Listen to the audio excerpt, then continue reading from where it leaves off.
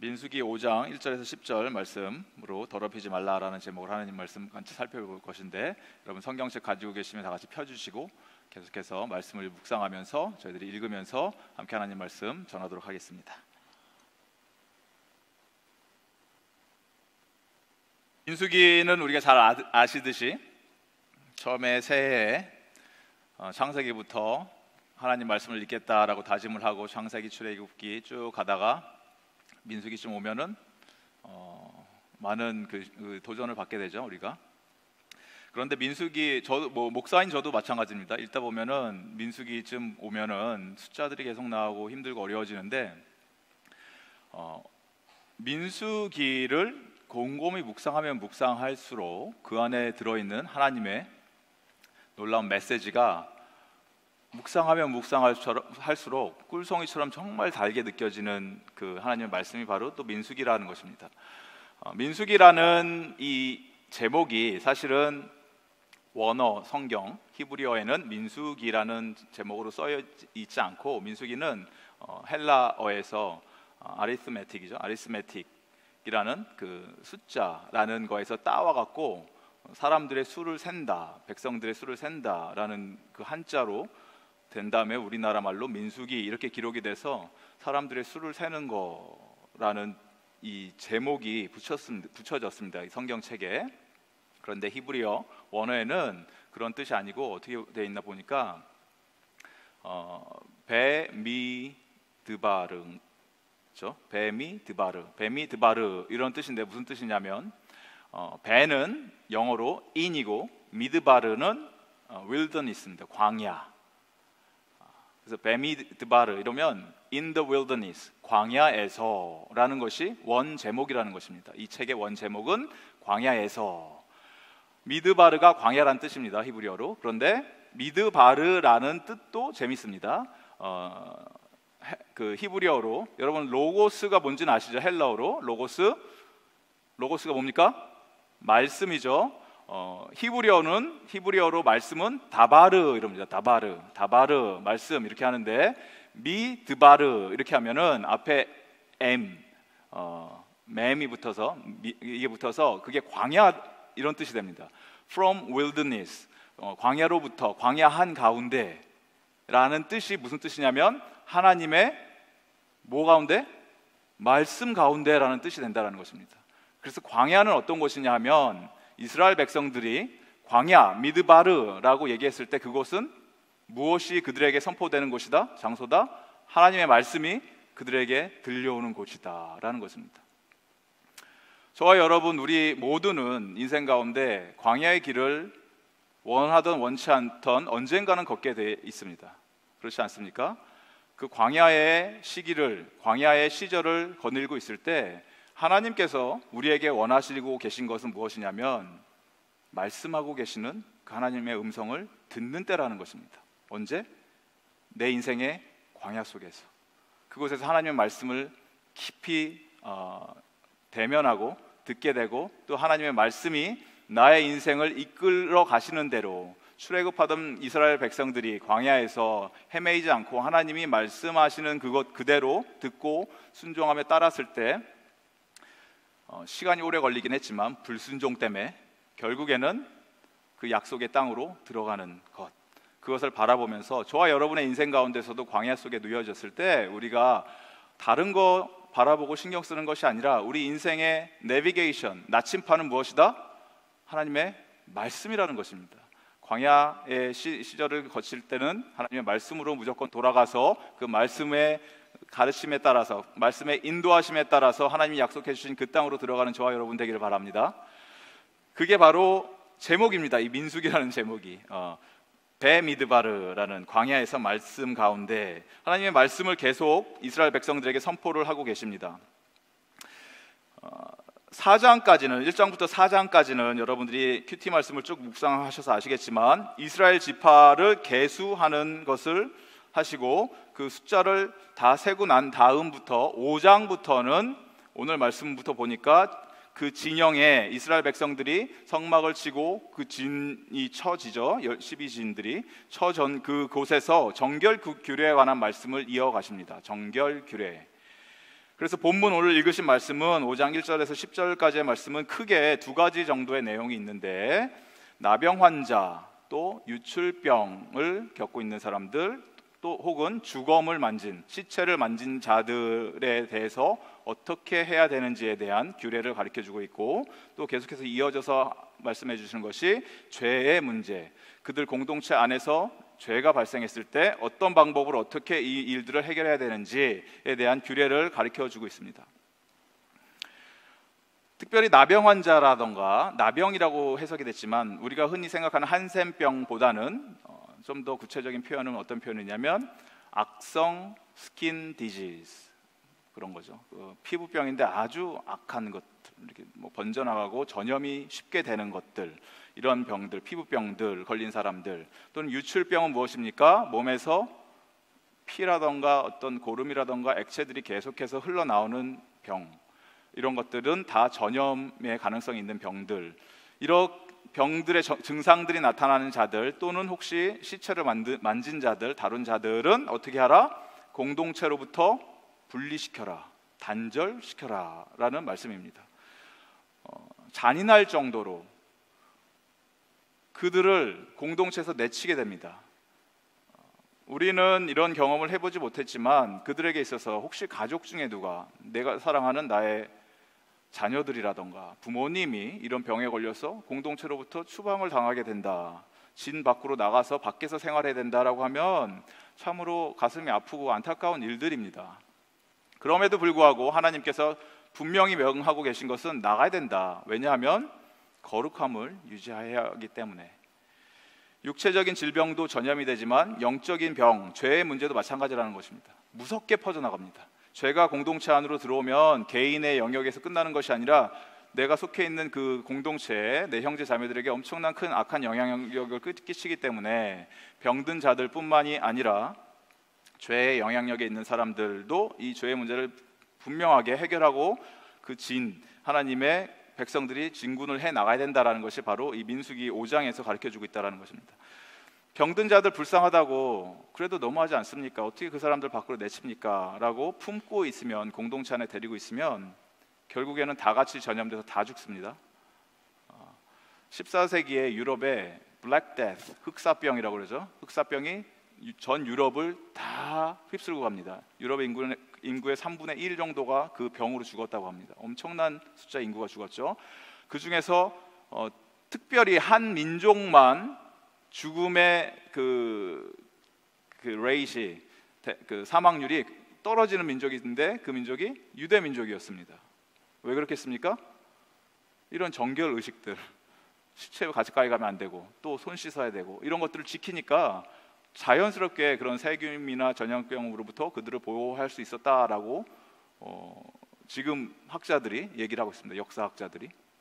근데 그 당시에는 14세기니까 미신이 흉흉하고 이런 시절에 다른 유럽 사람들, 영국 사람이나 프랑스, 게르만 민족, 저먼 사람들이 봤을 때 저들은 왜 병이 안 걸릴까라고 하면 그들의 해석은 저 사람들이 우리에게 이 독을 탔다, 병을 옮겼다, 저주를 내렸다 해서 유대인들을 엄청나게, 유대인들을 핍박을 합니다. 그때 당시에도. 하지만 유대인들이 많이 살아남은 이유는 이런 의식들을 지켰기 때문이라는 것입니다. 동네에서도. 병도 그렇지만 죄의 문제도 마찬가지입니다. 우리가 계속 새벽기도 기간 동안 죄의 문제에 대해서 끊임없이 계속 다루고 있는데, 작은 죄니까 세상이 판단했을 때도 작은 죄고 내가 봐도 그렇게 큰 죄는 아니고 하나님 보셨을 때도 작은 죄니까 그냥 덮어버리고 쉬쉬하면서 드러나지 않으니까 그냥 가도 되지 않을까라고 하면 언젠가는 그 작은 영향력이 누룩처럼 점점 부풀어 올라서 나뿐만이 아니라 내가 속해 있는 공동체에 급속도로 번져나가기 시작합니다. 그리고 나중에 회개하지 못한 죄, 해결되지 않은 죄의 문제들은 나만 어렵게 만들고 파괴시키는 것이 아니라 내 주변에 있는 모든 사람들을 힘들게 만들고 또 죄의 결과에 그 영향력 아래 놓여져서 고통받게 된다라는 것이 바로 죄의 문제. 오늘 두 번째 파트 7절부터 있는 그러한 6절부터죠. 6절부터 있는 그 하나님의 말씀이라는 것입니다. 죄의 공동체성에 대해서 이야기하고 있습니다. 죄 혼자 지었다고 그냥 끝나는 것이 아닙니다. 내가 혼자 죄를 졌으니까 나 안에서 끝나는 것이 아닙니다. 나의 죄는 반드시 공동체로 흘러가기 때문에 내 죄를 하나님 앞에 고백하고 그 죄의 문제를 해결하고 나서 공동체 가운데서도 그 결과가 따라오는 것에 대해서는 책임을 져야 된다라는 것입니다. 이 말씀에 따라서 배상제도에 대해서 얘기하고 있습니다. 내가 누군가에게 손해를 끼쳤다면은 손해를 끼친 물건을 포함해서 플러스 얼마? 20%를 더해서 그들에게 배상해 줘라라는 율법입니다. 어떻게든 배상을 해줘야 되는데 그 배상을 받을 사람이 없다라고 한다면 가족들에게라도, 그 사람의 가족들에게도 이것을 배상을 해줘야 되는데 가족도 없다. 그럼 어떻게 해야 된다? 덮어버리고 없애자가 아니고 제사장에게 가서 이것들을 줘야 된다는 것입니다. 메시지는 반드시 죄에 대한 값을 치러야 한다는 것입니다. 용서는 물론 받지만, 속죄를 받지만 그에 대한 죄에 대한 결과에 대해서는 책임을 져야 된다는 것이었습니다. 왜냐하면 궁극적으로 모든 죄는 하나님 앞에 범죄하게 되는 것이고 그에 따른 죄의 용서와 죄의 결과도 하나님 앞에 내가 다 내려놓고 책임을 지는 그 자리까지 가야 한다라는 것이 바로 구약의 규례, 율법이었습니다. 나병 환자들, 유출병자, 유출병 걸린 사람들, 송장을 만지는 사람들, 또 공동체 안에서 죄를 지은 사람들의 이 공통점이 무엇이냐면은 거룩이 파괴된다는 것입니다. 그 공동체의 거룩이 파괴된다. 그리고 또 하나의 공통점은 내 힘으로는 그것을 돌이킬 수가 없다. 하나님의 속성에 대해서 우리가 얘기할 때 하나님의 속성은, 하나님은 거룩하신 분입니다.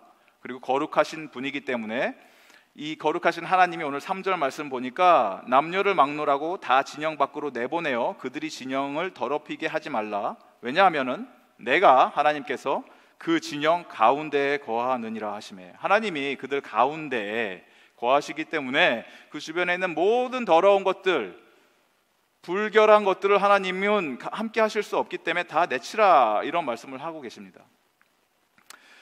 그리고 하나님의 백성도 그런 거룩한 백성으로 남아 있어야 된다라는 것이 오늘 말씀의 핵심입니다. 여러분, 거룩함은 타협의 대상이 아닙니다. 우리가 사는 이 시대는 가면 갈수록 악해지기 때문에 그 도덕적인 스탠다드, 우리가 얘기하는 거룩이라는 이 개념 자체가 희미해져 있고 더 이상 거룩이라는 단어도 쓰지 않는 시대에 살고 있습니다. 그렇다고 거룩이 사라지는 것이 아닙니다. 도덕이 없어지는 것이 아닙니다. 그 스탠다드, 그 기준점이 점점 낮아지는 거죠. 예전 같은 경우 누가 길거리에 나체로 옷을 다 벗은 채로 활보하며 파티를 하면서 즐기면서 지낼 수 있었겠습니까? 불과 10년 전, 15년 전만 해도 사람들이 조롱을 하고 비웃고 그런 사람들은 경찰이 잡아가는 시절이 있었는데, 지금은 서큘라키에서 다 벗고 다닌다고 합니다. 지난주 증인으로부터 제가 들었습니다. 그 현장을 지나가던 어떤 사람이, 남자들이 다 벗고 거기서 다녔다고 합니다. 근데 그것이 이상한 게 아니라 누구나 다 그렇게 하니까 당연시 여겨지는 시대에 우리가 살고 있다는 것입니다. 지금 거룩은 타협의 대상이 아닙니다. 거룩이 거룩할 수 있는 이유는 구분되어 있기 때문에 거룩이라고 우리가 얘기를 하는 것이고, 구분되지 않으면 거룩의 개념도 사라집니다.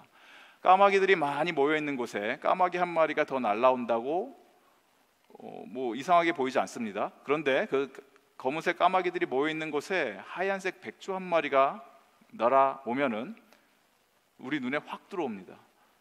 그리고 그것이 굉장히 깨끗하게 보입니다. 거룩의 개념이 그렇다는 것입니다. 여러분들에게 적용을 해보시기 바랍니다. 여러분들은 거룩한 하나님의 백성, 성도라고 불렸습니다. 성도라는 이름이 참으로 아름다운 이름인 거 아시죠? 우리는 직분을 좋아해서 무슨 집사, 장로 이런 거 좋아하는데 그게 중요한 게 하나님 앞에서는 그런 거 아무 필요 없고, 성도만큼 아름다운 이름은 없습니다. 목사도 마찬가지입니다. 목사 타이틀 다 떼야 되고, 저도 김재국 성도입니다. 성도라는 아름다운 이름, 왜냐하면 성도란 뜻은 거룩하게 구별된 자들. 누구를 위해서? 하나님을 위해서. 세상이 여러분들을 바라봤을 때 어떻게 바라봅니까? 세상에 있는 사람들이 나를 바라볼 때 보니까 생각하는 거나 말하는 거나 행동하는 거나 나랑 다를 게 아무것도 없다, 구별되지 않았다라고 생각한다면 내가 그들과 하나가 돼서 잘 어울리는 게 아니고 내 정체성에 대해서 심각하게 고민해야 됩니다. 나는 누군가? 나의 참된 소속은 어디인가? 내가 거룩한 하나님의 백성으로 부름받아서 하나님 공동체 안에서 살고 있는데 그것이 진정한 나의 정체성인가? 고민해야 된다는 것입니다. 세상에서는 우리가 구별된 거룩한 하나님의 백성으로 살아야 되지만 교회에 와서 구별되면 안 됩니다, 여러분. 교회에 와서 교회에 있는 성도들 안에서 구분이 되기 시작하고 구별되면은 문제가 생깁니다. 지난주에 우리 교회에서 우리 교회 오펜을 해줘서 아랍의 교회에서 연합하면서 집회를 하지 않았습니까? 아름다운 연합이 이루어지고 그들 가운데서 찬양이 있었고 좀 감사한 시간이었습니다. 저도 와서 이렇게 보다가 중간에 아라빅어에서 뭐 알아듣지도 못하고 중간에 이렇게 쭉 나갔는데 밖에 정문으로 나가니까 깜짝 놀랄 일이 무엇이었냐면 아라빅 성도 중에 한 분이 정문에서 우리 교회 정문에서 담배를 피우고 계셨습니다. 정문 앞에서 눈에 확 들어옵니다. 다른 여기서 찬양하시던 분들하고 구별이 되니까 저분은 어떤 분인가 하면서 굉장히 눈에 확 띄었는데, 마찬가지로 여러분 이 교회에서는 우리가 구별이 되면 안 되고 교회에서는 다 같은 성도들이 모였기 때문에 우리 교회 전체는 세상으로 봤을 때 구별된 집단이지만 교회 안에서는 잠잠해야 됩니다. 우리는 반대로 교회에서 시끄럽게 하고 소리를 내고 튀어버리려고 한다면 하나님이 바라보셨을 때 왜 교회에서까지 그렇게 구분돼서 살려고 하느냐라고 아마 나중에 책망하실 것 같습니다. 여러분은 구분되는 장소가 어디여야 하냐?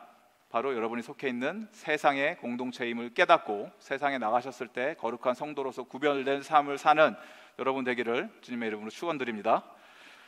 많은 사람들이 우리가 교회 마당에 발을 들여놓고 들락날락하고 있고 실제적으로 종교 생활을 하고 있기 때문에 내가 예수님의 자녀라고 착각을 하는데 그렇지 않습니다. 우리의 마음이 온통 세상의 것들에 사로잡혀 있고 세상의 염려들, 재물, 걱정들, 미래에 대한 불확신, 세상 사람들이 바라봤을 때 그들과 전혀 구별되지 않는 똑같은 고민을 하고 있다면은 내 스스로, 여러분 스스로를 진실된 모습으로 바라보는 이 시간 되기를 바랍니다. 과연 나는 주님이 바라보셨을 때 거룩한 하나님의 자녀로 구별된 삶을 살고 있는가? 라는 이 질문에 여러분이 아니다 라고 얘기했을 땐 여러분은 거룩한 백성의 삶을 살고 있지 않기 때문에 결국에는 그 공동체 속에서 우리야 교회니까 내쫓지는 못하지만 하나님의 거룩한 성회, 하나님 나라 공동체에는 소속된 자들이 아니라는 것입니다. 심각한 얘기를 하고 있는 것입니다. 제가 거룩함이란 여러분 경건의 모습을 이야기하는 것이 절대 아닙니다. 이렇게 넥타이 매고 거룩한 용어를 홀리 워드를 쓴다고 거룩한 것이 아니고, 하나님 보시기에 거룩한 사람은 하나님을 믿는다고 고백하면서 예수님의 제자로서 이 땅을 살면서 내가 사는 이 삶의 이 땅의 존재 목적과 이유가 예수님의 영광을 위해서 삽니다. 그렇게 하기 위해서 하나님 세상에 어떤 핍박과 환난과 고난이 와도 내가 예수 그리스도를 믿는 믿음으로 고난을 받아도 하나님 나의 거룩함을 지키겠습니다. 하나님의 자녀로서 그렇게 살아가겠습니다 라고 세상에서 구별된 삶을 살 때 하나님이 그것을 바라보고 거룩하다라고 여겨주신다라는 것입니다. 우리의 문제는 무엇이냐면 저와 여러분은 사실 아무리 발버둥을 쳐도 태생적으로 죄악 가운데 태어난 사람들이기 때문에 근본적으로 거룩할 수가 없습니다. 그리고 우리가 사는 이 세상은 참으로 죄악에 물들고 특별히 이 시대는 그 악이 너무나 강력하게 역사하는 시대에 살고 있기 때문에 그 영향력을 받으며 살고 있습니다.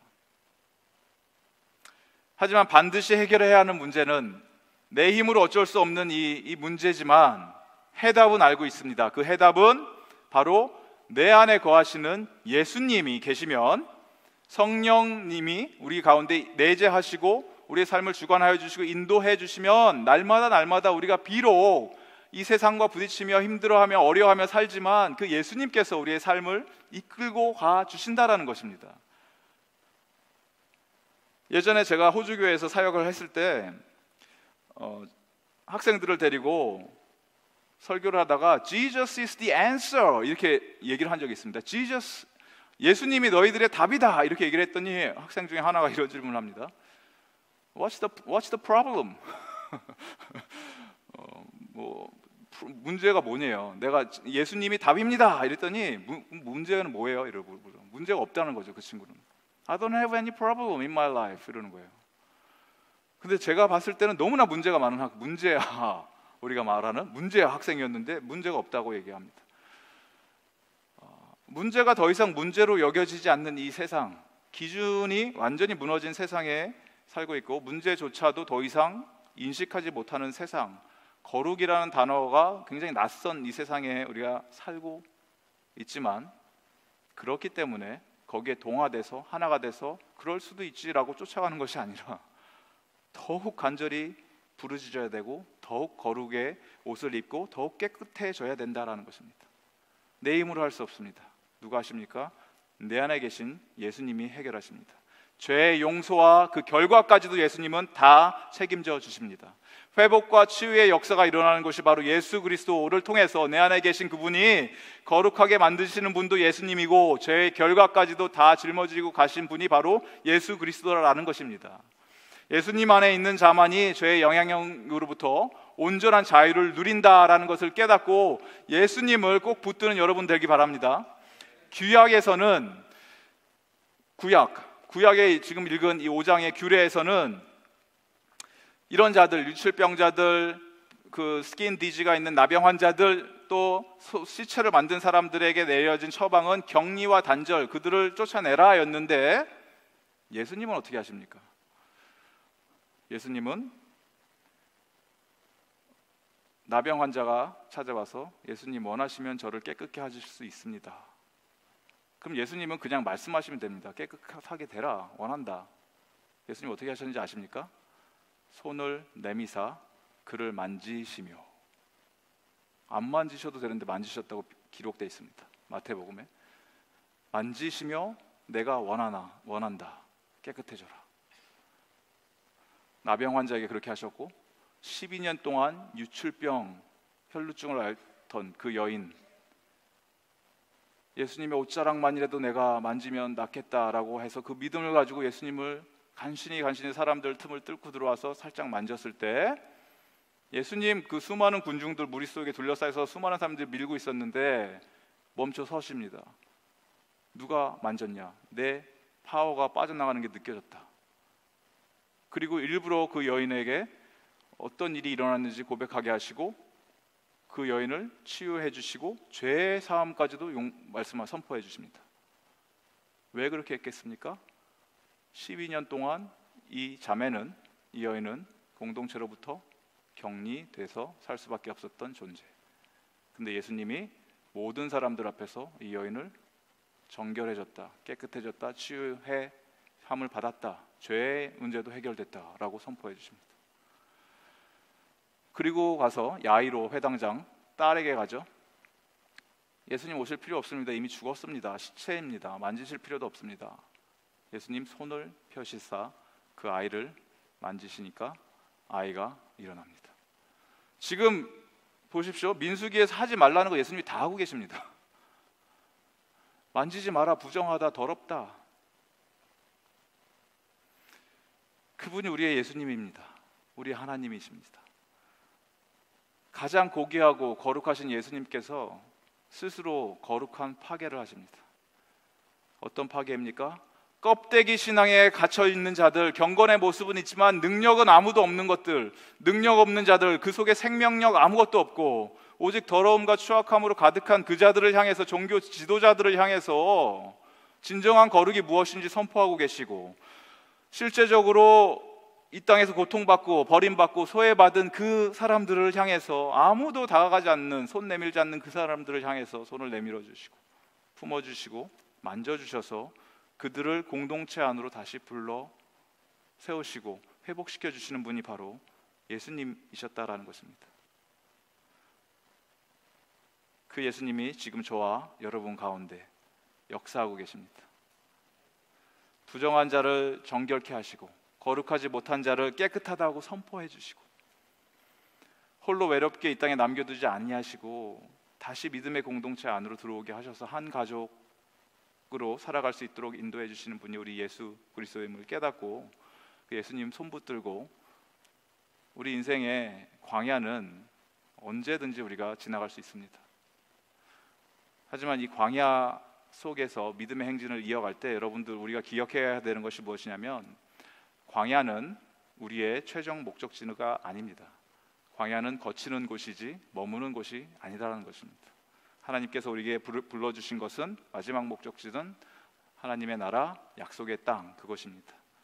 그것은 더 이상 죄의 영향력도 없고 우리를 더 이상 얽매이지도 못하는 그곳에는 하나님께서 우리에게 참된 자유를 허락해 주시고 쉼을 허락해 주시고 의와 평강과 성령 안에서 기쁨이 충만한 그 나라, 하나님의 나라로 하나님께서 우리를 손붙들고 이끌고 가고 계시다라는 것입니다. 이 일들이 일어나는 천국의 작은 모형이 어디입니까? 저와 여러분입니다. 바로 교회라는 것입니다. 하나님 나라의 작은 모형, 얼마나 아름답습니까? 우리 교회.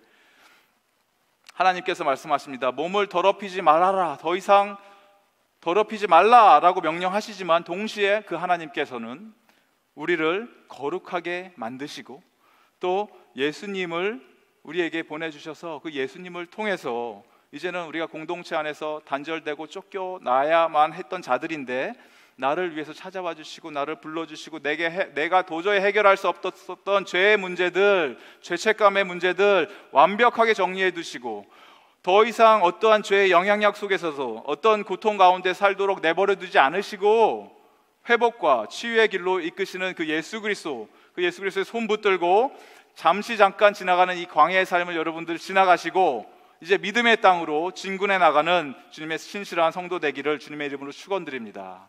그 예수님 우리 안에 계십니다. 이 예수님을 우리가 기쁜 마음으로 찬양하면서 나갔으면 좋겠습니다. 내 안에 계신 예수님, 예수님 바라보면 됩니다. 하나님 예수님 안에 있기 때문에 이제는 죽음도 두렵지 않습니다. 죽는 것도 나에게 유익입니다 라고 고백할 수 있는 저와 여러분 되게 바랍니다. 나의 힘, 나의 왕, 나의 노래 되신 예수님을 다 함께 찬양하며 주님 앞에 나아가도록 하겠습니다.